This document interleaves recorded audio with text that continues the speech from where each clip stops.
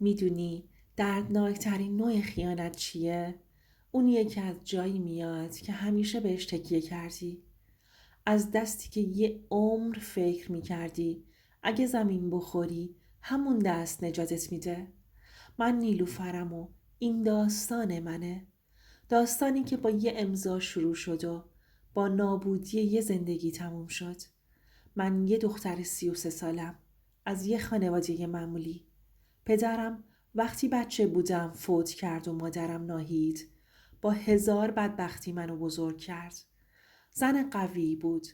از اون زنایی که با یه نگاهشون آدم احساس امنیت میکنه. کار کرد. زمین فروخت. خونه ساخت. تا من کمبودی رو احساس نکنم. تا اینکه سامان وارد زندگیمون شد. سامان پسر یکی از آشناهای قدیمی بود. از همون اول حرف زدنش خاص بود. بلد بود چطور با یه نگاه، با یه لبخند دل آدمو بلرزونه. تو جمع همیشه مؤدب، همیشه محترم بود. یه جوری با مادرم رفتار میکرد. انگار خودش پسرشه. همین باعث شد مامان خیلی زود بهش دل ببنده. ازدواجمون ساده و قشنگ بود. اون روز مامان با چشمای خیس گفت نیلوفر خیالم ازت راحته. سامان پسر خوبیه. یه جوری نگات میکنه که انگار دنیاش تویی. منم لبخند زدم. اون موقع هنوز نفهمیده بودم این دنیا قراره چه قیمتی برام داشته باشه. اوایل زندگیمون همه چی عالی بود. صبحها با لبخند بیدار می شدیم. شبها کنار هم فیلم می دیدیم. مامانم هم زیاد پیشمون می اومد. سامان براش میوه می خرید. کارای بانکیشو انجام میداد. حتی می گفت ناهید خانم شما برای من مثل مادر خودمید. و من عاشق این صحنه ها بودم. فکر می کردم خوشبخت ترین دختر دنیا. ولی یه چیزایی از همون روزای اول شروع شد که اون موقع نفهمیدم. مثلا سامان خیلی کنجکاو بود. بدون مامان چقدر دارایی داره. یا هی به بهانه محبت می گفت ناهید خانم شما باید یه نفر امین داشته باشید که مواظب کارای مالیتون باشه. آدمای سودجو زیادن. مامانم میخندید و میگفت امین تر از دامادم مگه هست؟ و من با افتخار نگاهشون میکردم. غافل از اینکه همین یه جمله یه روز مثل پتک میخوره تو سرم. یه شب شام خوردیم. چای دم کردیم. همه چی آروم بود. مامان گفت سامان فردا میخوام برم بانک. چند تا کار دارم. اگه وقت داری با هم بیا. سامان لبخند زد و گفت با کمال میل. تازه پیشنهاد مالی دارم براتون بعدم میگم. مامان خندید و گفت تو که همش دنبال سرمایه گذاری هستی. و من فقط نگاهش رو میکردم بدون اینکه بدونم اون پیشنهاد مالی قرار زندگیمونو از بین ببره. همون شب وقتی مامان رفت سامان نشست روبروم و گفت نیلوفر یه چیزی هست که باید باهات در میون بذارم. چشماش جدی شده بود. گفت میخوام کمک کنم سرمایه مادرت بهتر مدیریت بشه. با اجازت یه وکالت ساده ازش میگیرم که بتونم به اسمش خرید و فروش انجام بدم. سودش برای خودشه. فقط من کاراشو جلو میبرم. من همونجا گفتم مگه خودش نمیتونه؟ لبخند زد و گفت آره ولی من مرد خونوادم. باید حواسم بهش باشه. تازه تو که میدونی چقدر دوستش دارم. اون جمله آخری کار خودشو کرد. یه لبخند کوچیک زدم. دلم گرم شد. اون شب با خیال راحت خوابیدم. بدون اینکه بدونم از فردا رویای آرامشم قرار ترک برداره. فردای اون روز رفتن دفتر خونه. من هم باهاشون رفتم. همه چی عادی بود. حتی اون دفتر خونه ساکت و مردی که پشت میز بود. مامان با لبخند گفت این هم از اعتماد من به دامادم. و سامان خندید. همون خنده‌ای که بعدها ازش متنفر شدم. اونجا فقط یه امضا کرد. یه امضای ساده. اما همون امضا نقطه شروع جهنم ما بود. اون شب وقتی برگه وکالت رو توی کیف سامان دیدم و ازش پرسیدم همونه که امروز امضا کردید، فقط گفت آره عزیزم، کارای کوچیک مالیه، نگران نباش. ولی من یه لحظه حس کردم لحنش فرق کرده. یه سردی تو صداش بود، یه چیزی که نمیتونستم توضیحش بدم. اون شب تا صبح خوابم نبرد. اگه اون موقع به حسم گوش داده بودم شاید خیلی چیزا عوض می شد.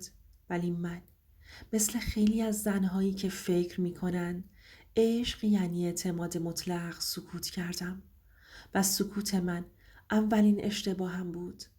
هیچ وقت فکر نمی کردم یه آدم بتونه با لبخند و حرفهای محبت آمیز زندگی زن و مادرش رو به خاک بسپاره.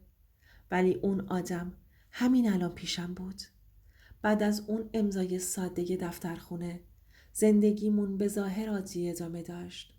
سامان همچنان مهربون بود، همچنان با مامان صمیمی. حتی یه بار مامان با غرور گفت نیلوفر جان، این پسر مثل خودم رفتار میکنه. و من هم لبخند زدم. ولی یه حس ناخوشایند زیر پوستم بود. یه چیزی درست نبود. اون روزا سامان کم کم شروع کرد به صحبت کردن درباره مدیریت دارایی ها. ناهید خانم، بعضی حساب ها و زمین ها نیاز به نظارت دقیق دارن. یه نفر باید همه جزئیات رو بدونه تا هیچ کس نتونه سوء استفاده کنه. مامان هم که اعتماد کامل داشت گفت تو که پسر منی، مطمئنم که درست انجامش میدی. و من هم دوباره باور کردم. بعد یه هفته سامان پیشنهاد داد یه جلسه بانکی ترتیب بدیم. جلسه عادی به نظر می رسید. چند فرم، چند مهر و امضا. ولی من همونجا حس کردم یه چیزایی عوض شده. چشماش وقتی به مامان نگاه می کرد یه عمق عجیبی داشت. یه چیزی تو نگاهش بود که نمیشد توصیفش کرد. اما دلم لرزید. بعد از اون جلسه سامان شروع کرد به کنترل تدریجی همه چیز. به ظاهر مهربونی می کرد. برای مامان گل می خرید. صبحها چای گرم براش می آورد. می گفت نایس خانم استراحت کنید. من همه کارا رو انجام میدم. کم کم مامان دیگه تصمیمی نمی گرفت. حتی خرید روزمره و پول خورد هم باید با اجازه سامان انجام می شد. یه روز وقتی مامان با کیفش میخواست بره بانک، سامان گفت نگران نباش، من همه چیزو مرتب میکنم، شما فقط استراحت کن. مامان لبخند زد، دستشو روی دستش گذاشت و گفت خوشبخت شدم که یه پسر مثل تو دارم. و من اون لحظه حس کردم چیزی داره اتفاق میفته، اما هنوز نفهمیده بودم چیه. یه هفته بعد یه اتفاق کوچیک همه چیزو تغییر داد. مامان داشت یه نامه قدیمی از صندوقچه در می آورد. سامان اومد و گفت ناهید خانم بذار من کمکت کنم. اون لحظه من داشتم نگاه می کردم. کم کم شبها مامان شروع کرد به شکایت از سردی و گیجی خودش. می گفت نیلوفر یه چیزی حس می کنم. احساس می کنم دارم کنترلم رو از دست میدم. من و سامان هر دو تلاش کردیم آرامش رو حفظ کنیم. سامان با صدای نرم گفت هیچی نیست مامان، فقط استرسه. فردا همه چیز درست میشه. اما من همچنان چیزی زیر پوستم میلرزید. یه روز مامان با لبخند به سامان گفت میخوام همه چیز رو مرتب کنم. نمیخوام مشکلی پیش بیاد. سامان دستشو گرفت و گفت نگران نباش. همه چیز دست منه. هر چیزی که لازمه خودم انجام میدم. و من دوباره غافل از اینکه اون جمله اولین قدم عملی شدن نقشه است. سرم رو تکون دادم و لبخند زدم. حسی که اون روز داشتم مثل بادی سرد بود که از پنجره‌ای وارد خونه میشه. نمیبینیش ولی تمام بدنت رو میلرزونه. و اون روز اون حس رو نادیده گرفتم. چون فکر میکردم سامان عاشق مادرم و ماست و هیچ قصد بدی نداره. ولی حقیقت کم کم داشت خودش رو نشون میداد. آروم آروم مهربونیش یه پوشش شد برای نقشه‌ای تاریک، نقشه‌ای که قرار بود فقط اعتماد ما، بلکه خونمون و زندگی مامان رو هم از بین ببره. یه روز میبینی آدمی که باهاش زندگی کردی و بهش اعتماد داشتی کم کم خونه تو رو تبدیل میکنه به مکانی که دیگه صدای قلبت هم اونجا شنیده نمیشه و تو فقط نگاه میکنی. بعد از اون جلسه بانک و وکالتنامه اوضاع تغییر کرد، اما هیچ کدوممون نفهمیدیم کی و چطور. مامان کم کم رفتارش سرد شد. اولش خیلی ظریف بود، مثل یه نسیم سبک که بدون اینکه حسش کنی همه جلو میلرزونه. مامان دیگه تصمیمات کوچیک و بزرگش رو خودش نمی گرفت. ناهید خانم، بذار من اینو درست کنم. ناهید خانم، این کار رو الان خودم انجام میدم. شما فقط استراحت کن. و مامان با اعتماد و لبخند می گفت باشه پسر خوبم. من نگاهش رو می کردم و یه حس سنگین رو زیر قفسه سینم حس می کردم، ولی هنوز جرأت نکردم چیزی بگم. یه شب وقتی همه خواب بودند مامان با صدای لرزون گفت نیلوفر، حس می کنم دیگه این خونه مال من نیست. قلبم شکست. هنوز نفهمیده بودم این جمله چه معنا و عمقی داره. سامان با لحن مهربونش گفت نه مامان، نگران نباش، همه چیز مرتب میشه. من مراقبتم. اما نگاهش یه چیزی داشت که انگار داره همه چیزو اندازه گیری میکنه، سنجش میکنه و من فقط نظاره‌گر بودم. روزها گذشت. سامان شروع کرد به محدود کردن مامان. رفت و آمدهاش به حداقل رسید. پول تو جیبیهاش کنترل میشد. حتی بعضی از دوستاش رو ممنوع کرده بود که بیان خونه. مامان ناراحت میشد ولی چیزی نمی گفت. فقط شبها گریه می کرد و من از اون گریه ها بی خبر بودم. هر بار که می دیدمش یه تیکه‌ای از قلبم خورد می شد ولی جرأت نداشتم چیزی بگم. یه روز بعد از ظهر وقتی توی آشپزخونه بودم سامان اومد و گفت نیلوفر، فکر کن مامانت رو بیشتر آزاد کنیم. یه پیشنهاد دیگه دارم. لبخند زد و با لبخندش چیزی داشت که منو میترسوند. گفتم چه پیشنهادی داری؟ و اون جواب داد یه وکالت دیگه، فقط برای تسهیل کارها. و من دوباره اون لحظه حس کردم اتفاق بدی در راهه. هفته بعد مامان با نگاهی گیج و دل شکسته اومد سراغم و گفت نیلوفر، من نمیدونم چرا این حسو دارم، اما انگار خونه مال من نیست. انگار یه نفر داره همه چیزو کنترل میکنه. قلبم فشرده شد ولی نمیدونستم چطور جلوش بایستم. شبها وقتی چراغ‌ها خاموش میشد صدای سکوت خونه سنگین‌تر از همیشه بود. صدای قدم‌هاش حتی وقتی من تنها بودم حس میشد. مامان گوشه‌ای می نشست و به دیوار نگاه می کرد.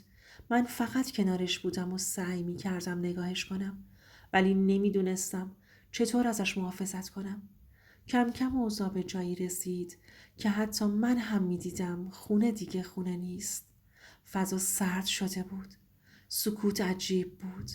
انگار خونه با همه خاطراتش مرده بود و ما فقط توش زندگی می کردیم.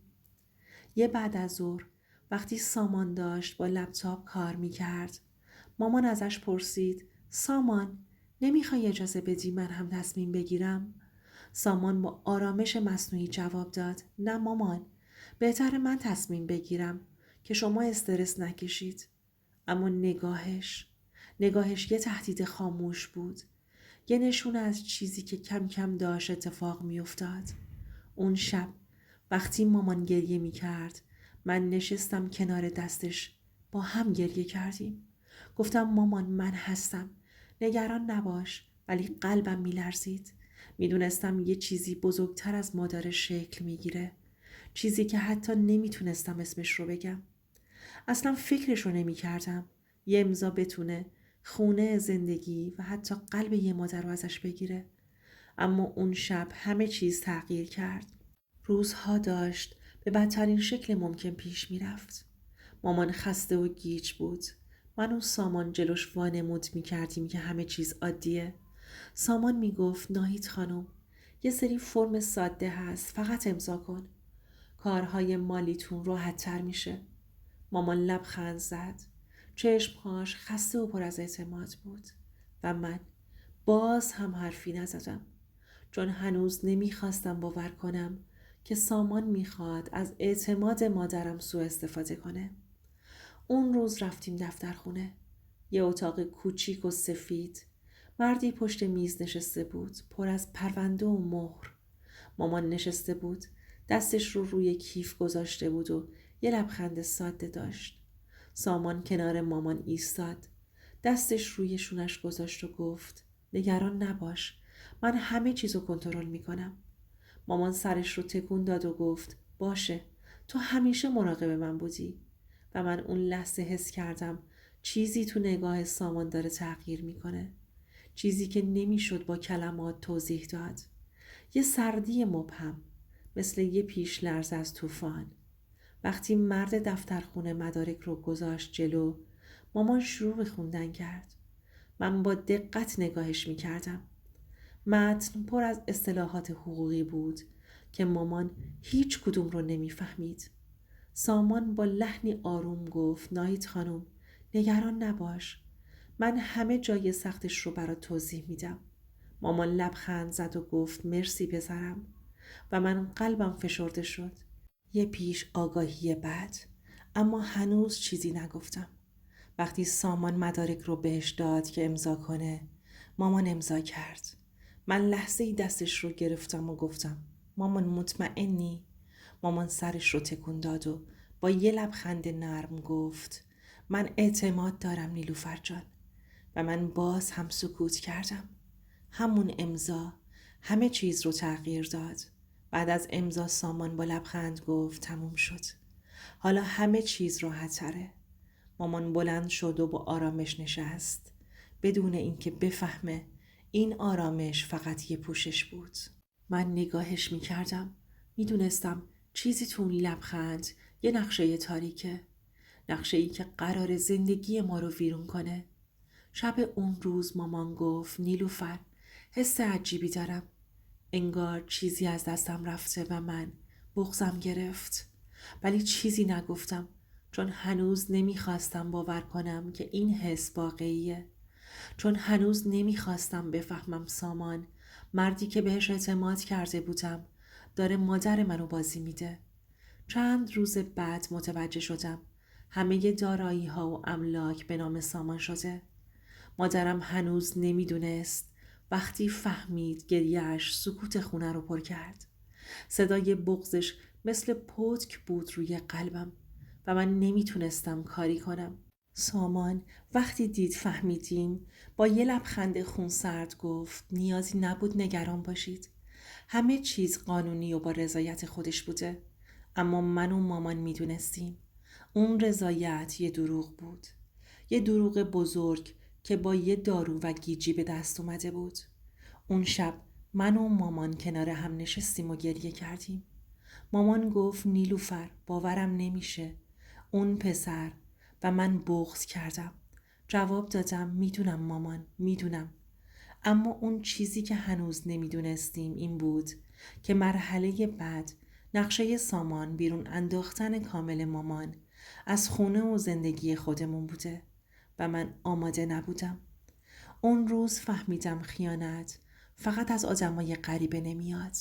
گاهی از کسی میاد که بهش اعتماد داری، کسی که فکر میکردی زندگیت رو ساخته، ولی فقط داره همه چیزو ویرون میکنه. صبح بود و خونه مثل همیشه سرد و سنگین. مامان کم کم داشت خودش رو جمع میکرد، مثل یه پرنده زخمی. دیگه با نگاه کردن به خونه چیزی جز حسرت و ناامیدی رو نمیدید و من کنار دستش بودم و هر قدمش رو دنبال میکردم، نگران و خسته. سامان مثل همیشه با یه لبخند سرد اومد تو اتاق و گفت ناهید خانم، امروز چند تا کار مهم داشتم، بهتر استراحت کنید. مامان چیزی نگفت، فقط سرش رو تکون داد. اما نگاهش پر از درد و سوال بود. من از نگاهش میفهمیدم. میدونست قرار اتفاق بدی بیفته، ولی نمیدونست چطور جلوگیری کنه. ظهر شد. سامان یه جوری مامان رو به سمت پذیرایی کشوند. گفت یه جلسه کوتاه، فقط کاری نداره. مامان با تردید دنبال اون رفت. من هم با دل لرزون پشت سرشون را افتادم. لحظه‌ای که در بسته شد، قلبم از ترس فشرده شد. سامان با صدای آروم و ظاهراً مهربون گفت ناهید خانم، همه چیز تحت کنترله. فقط یه امضا لازمه. مامان پرسید چی رو باید امضا کنم؟ سامان جواب داد یه فرم اداری ساده. بعدش همه چیز برمیگرده سر جاش. ولی من میدونستم این چیز ساده چیزی نیست جز آغاز پایان. مامان خسته و گیج قلم رو برداشت. چشماش پر از سوال بود، ولی هنوز اعتماد داشت. مامان دستشو گرفت و با یه لحن نرم گفت نگران نباش، من هستم. و مامان بدون شک امضا کرد. اون لحظه زمان انگار ایستاد و من فهمیدم دیگه هیچ راه برگشتی وجود نداره. چند ساعت بعد مامان رو تو پذیرایی تنها دیدم. سامان اومد و با لحن سردی گفت ناهید خانم، دیگه بهتره به خونه قدیمیتون برگردید.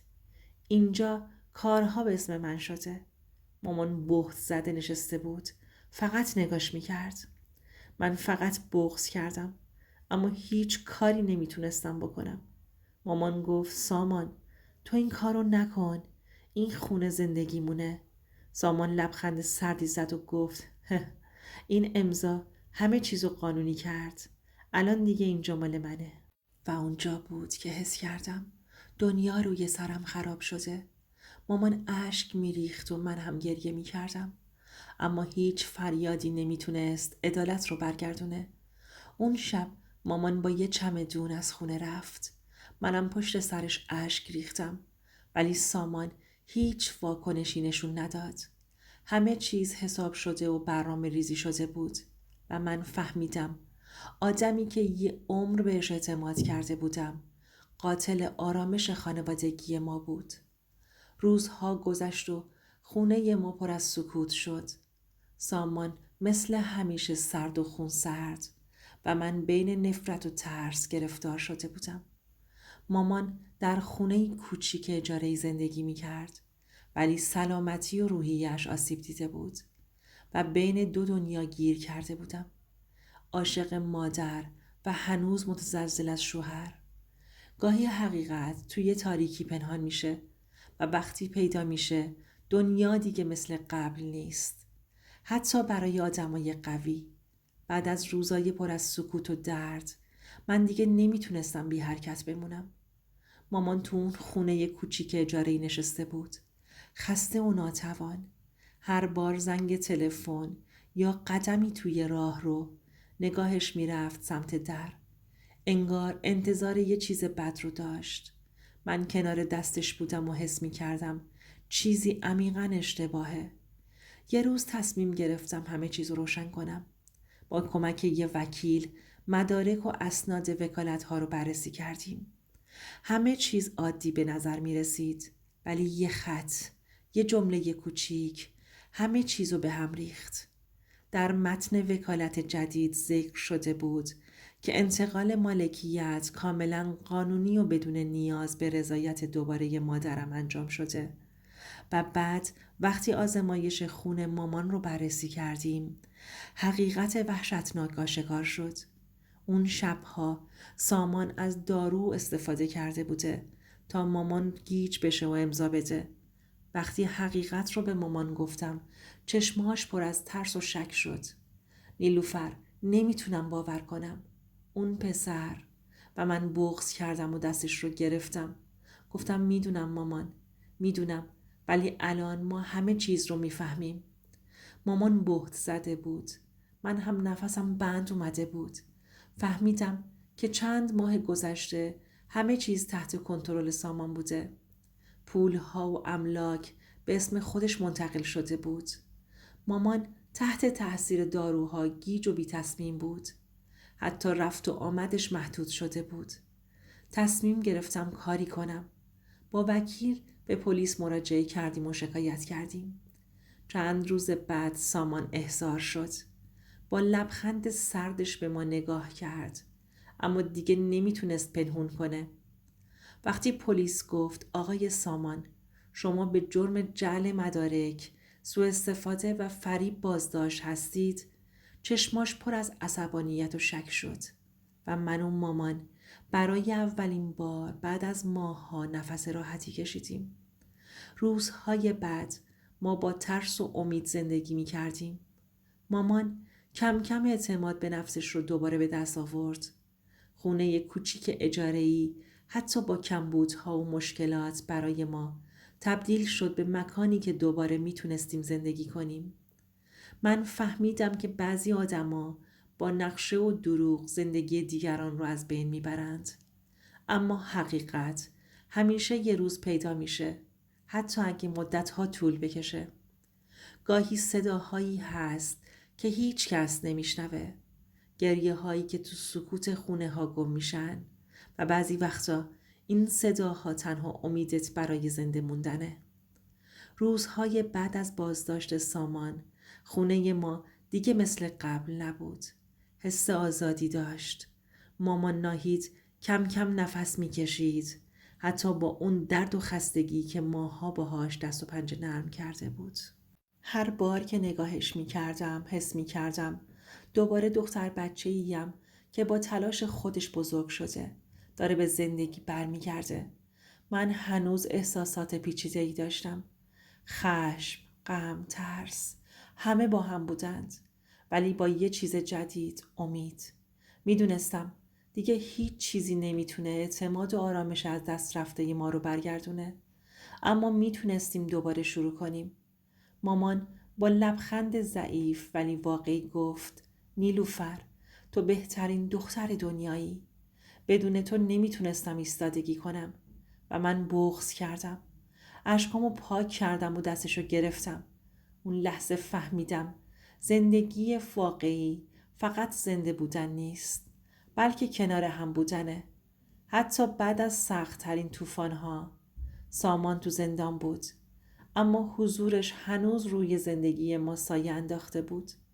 من یاد گرفتم که بعضی آدما با یه نقشه میتونن اعتماد و عشق رو ازت بگیرن، ولی هیچ کس نمیتونه روح و صدای واقعی تو رو خاموش کنه. چند هفته بعد مامان به خونه خودش برگشت. خونه کوچیک اجاره‌ای ما پر از خاطرات جدید شد، با لبخندها، گریه‌ها و درس‌هایی که یاد گرفته بودیم. من با خودم عهد کردم هیچ وقت اجازه ندم کسی با دروغ و خیانت زندگی و آرامش ما رو خراب کنه. دوستان، اگه چیزی حس می کنید سکوت نکنید. حتی وقتی دنیا ساکت و تاریکه، صدای شما مهمه. هر کسی که توی سکوت گریه میکنه یه روز باید شنیده بشه. اگه تا آخر با من بودی ممنونم که داستان منو شنیدی. لطفاً لایک کن، سابسکرایب کن و این پیام رو به کسانی که هنوز صداشون شنیده نمیشه برسون. شاید صدای بعدی صدای یه مادر، یه دختر یا حتی خودت باشه.